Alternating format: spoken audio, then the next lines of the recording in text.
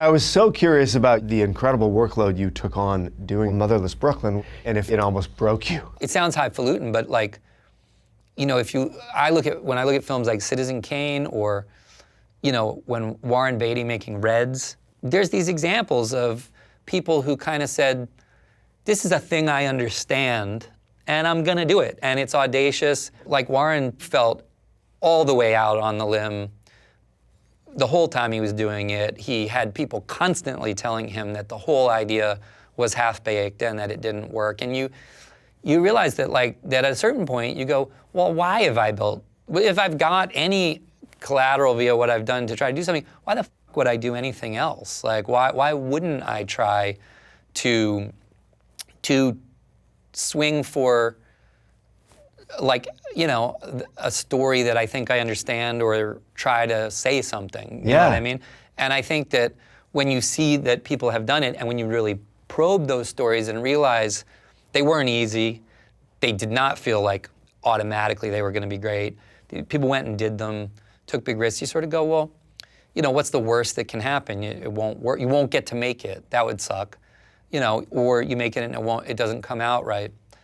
Like whatever, you know, you're not living in Syria. Right. Like you're not a refugee, you know what I mean? It's like, and so those kind of risks, if you want to call them that, become an interesting zone of feeling like every bit of you is being pulled on to try to wrangle a beast of a thing. The biggest thing was, look, I'm not complaining. Like it took a long time. It took a lot of people being very bold in backing me to get together what we needed, and this cast, Bruce Willis first, then Willem and Alec and Alec Baldwin and everyone in this film. I called in like every chip I had or whatever, and everybody worked for scale basically.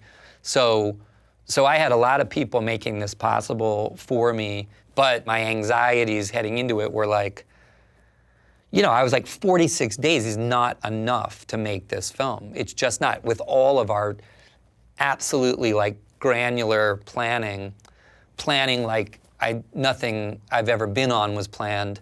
You know what I mean? It's gonna be a beast. Like New York City, it's gonna catch up with us, you know, in some way. And it's like, how are we gonna get sideswiped? It was more like, we don't have a lot of margin for error. Right. Something's gonna sideswipe us. What is it gonna be? You know, and that idea that like, you can certainly find common logic that would say don't do this. Yeah. I mean, that's stressful. That can be. It had its moments. It definitely had its moments.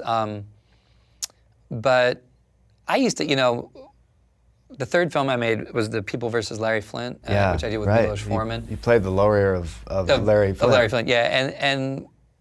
And Milos Forman, who directed that film, was to me one of the living deities of film. You know, he One Flew Over the Cuckoo's Nest and Amadeus and Ragtime and Hair and so many other really amazing films. But he, you know, he came up, his parents were both killed by the Gestapo, lived through World War II in the Czech Republic, lives under the Soviet state in Czechoslovakia, comes up through all that and somehow makes his way out, you know, through the Russian crackdown in '68 and ends up with films at the New York Film Festival that sort of get him a few gigs, and Michael Douglas sees his Czech films and says, that'd be a great guy to do this anti-establishment book, The One Flew Over the Cuckoo's Nest.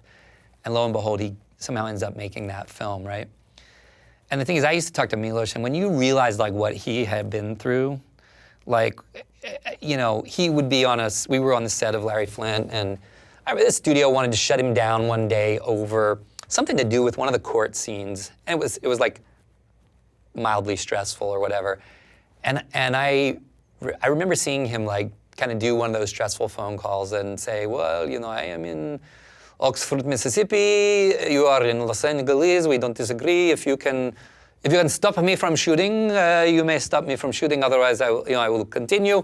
And he kind of hangs up, and he was so totally unfazed, and I kind of was like, and he goes, you know, these are, how do you say it, New York uptown problems, you know what I mean? And he was like, I was like, I need to keep that perspective. Like this the stress, these are stresses of the sort that you dream of having Right. someday, and that everyone you admire who ever made anything you liked, this was a component part of it. So like, don't romance only the easy part of it. You know, this is the deal, this is the gig. Hey folks, thanks for watching. If you like what you just saw, then why not subscribe? Click right here for lots more off camera. And if you want to see the hour-long version of these conversations, I'm going to give you the secret link. Here it is, offcamera.com. Check it out.